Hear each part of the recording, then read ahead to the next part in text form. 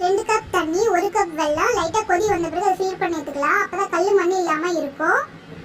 அதே கடாயில இப்ப இந்த வெள்ளை கரைசலை சேர்த்துட்டு தேங்காய் துருவல் ஆட் பண்ணிக்கலாம். அது நல்லா கொதி வந்துட்ட பிறகு எந்த நட்ஸ் வேணாலும் ஆட் பண்ணிக்கலாம். நான் முந்திரி பருப்பு சேர்த்து நெய் வந்து கொஞ்சம் டேஸ்ட்காக சேர்த்துருக்கேன். நெய் வேணாலும் நீங்கள் ஸ்கிப் பண்ணிக்கலாம்.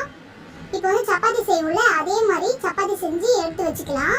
அதில் வந்து நம்ம செஞ்சு வச்சுருக்கோம்ல, அதை வந்து ஆட் பண்ணிக்கலாம். இப்போ ரோல் பண்ணிக்கலாம்.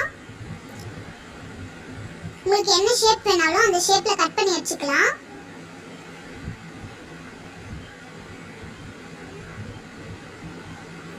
ஒரு தவால நெய் சேர்த்துக்கலாம். நீங்கள் எண்ணெய் கூட ஆட் பண்ணிக்கலாம். லோ ஃப்ளேமில் வச்சு ஃப்ரை பண்ணி எடுத்துக்கலாம்.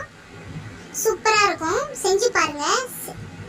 குழந்தைங்களுக்கு செஞ்சு ஸ்கூலுக்கு ஸ்நாக்ஸாக கூட கொடுத்து அனுப்பலாம்.